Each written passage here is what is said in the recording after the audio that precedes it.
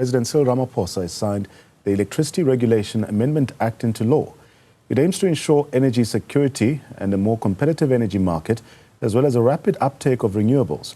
For more on this, we are joined by Chief Energy Engineer, this at the Center for Renewable and Sustainable Energy. That's Monique Roux.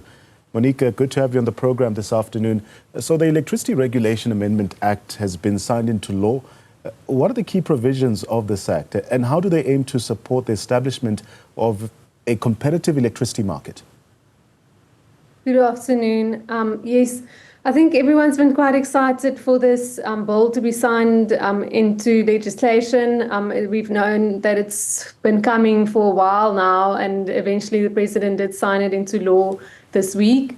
I think this means for South Africa that there'll be an open market for electricity, which everyone has been waiting for with the bated breath. We've got a national utility who's been the only one supplying power in South Africa, and this opens the way for a market system that we see in other countries like Europe, Australia, United States, where people can bring electricity to the market, it can be bid there, and consumers can buy from the market. So you don't have to get your electricity from Eskom necessarily. There'll be other players in the market supplying electricity, and customers and retailers can buy from them. Monique, very interesting is that the Act also includes the creation of an independent transmission system operator. How will this new entity impact the current structure of the electricity grid, but also speaking to the role of the National Transmission Company of South Africa in the interim as well?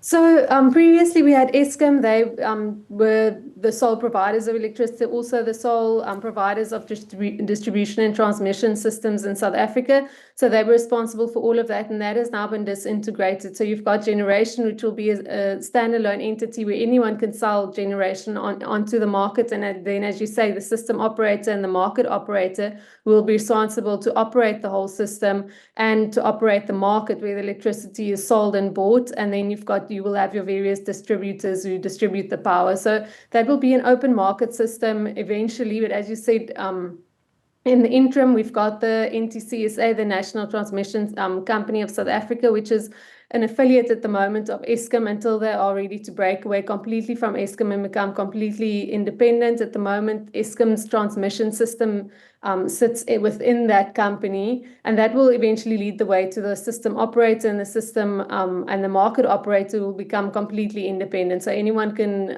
work with them and can make provision of their services. But what are the anticipated benefits of having a so-called competitive electricity market for South Africa's energy sector? And how might this drive of innovation and efficiency, or how will it drive innovation and efficiency in the industry as well? Okay, so I think the school of thought behind that is that there will be greater competition within the market, which always is a good thing. At the moment, we've only got Eskom. Eskom are responsible through government to procure new energy and to sell the energy to the consumers. And then people feel that that is not the most efficient way to do that. You need IPPs or greater competition within the market so that you can get the best price for your electricity. And that in practice makes sense, but it doesn't always, in theory that makes sense, but in practice that isn't always what we see. If we look at markets in Europe, Australia specifically, they've had liberalized electricity markets for a number of years. So we don't always within those markets see prices of electricity coming down. And that's because this is a very complex system to operate. It doesn't mean that if you've got a lot of competition in the market that you're definitely going to see the best price for electricity, because this market is skewed towards renewable energy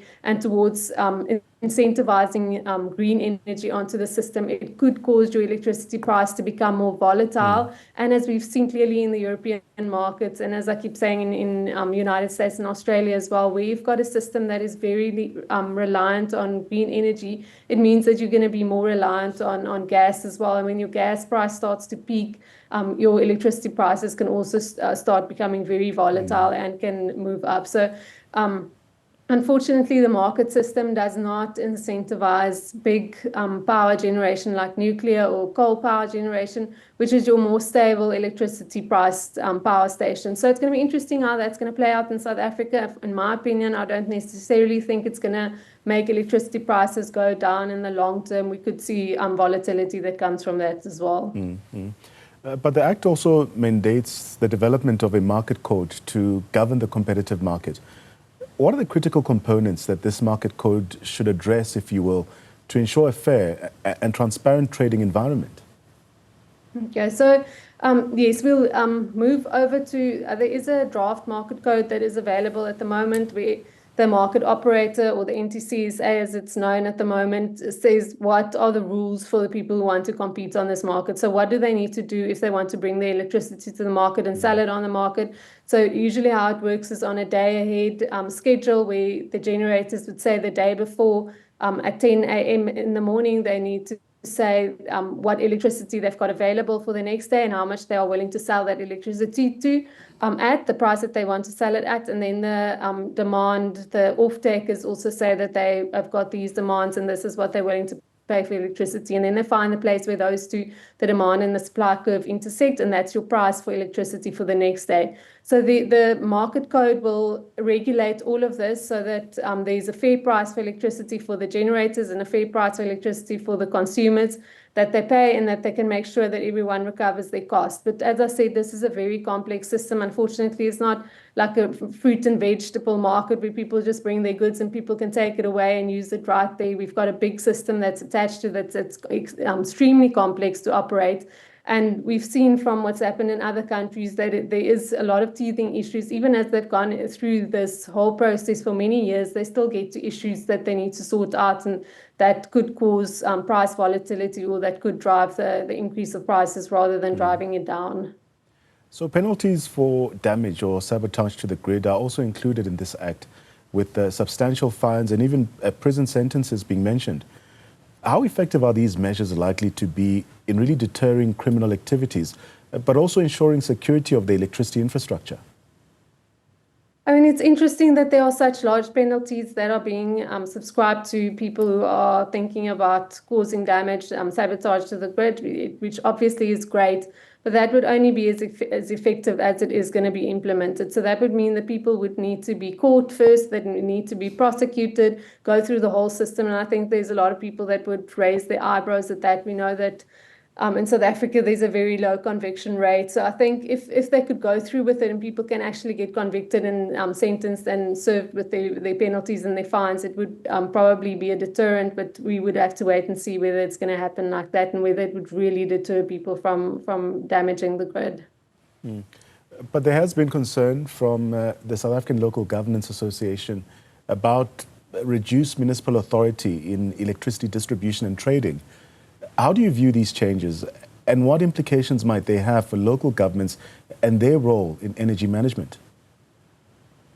So I think overall it's definitely going to change how local government distribute their electricity. They are probably also going to become large off-takers and can go and buy the electricity off the market as well. They don't necessarily have to be dependent on Eskom anymore to give them the electricity. They're not dependent on the price that Eskom sells the electricity at. So for smaller municipalities and local government, they can also become buyers of electricity at the market. So they can also go out and try and get better prices for their customers. But this would mean that they would have to have very good systems in place to drive this and to implement it and to make sure that energy is available to their customers. And we know from a lot of smaller municipalities who are struggling to keep their systems in place, this might be a difficult task in future. So it is also on that front going to mean that municipalities are definitely going to have to get their ducks in a row and make sure that they're able to withstand these changes and implement them as it's being rolled out in the next couple of years. And finally, the Act also aims to modernize and transform South Africa's electricity system and also to end load shedding, if you will. What specific steps, in your view, will be taken under this Act to address the issue of load shedding, but also improve energy security in the country?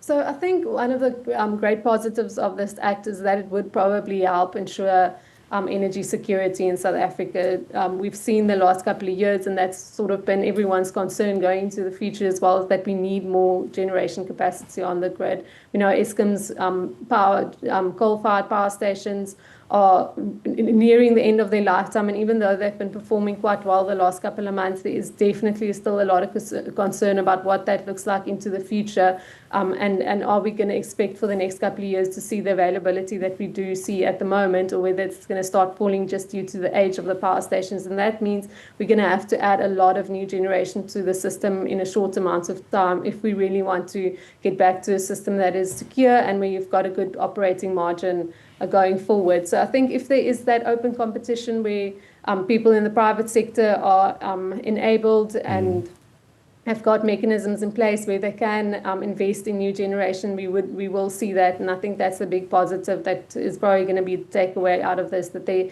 is going to be stimulation in the market to get people to invest in new generation and to bring new generation online, which is really needed in South Africa at the moment.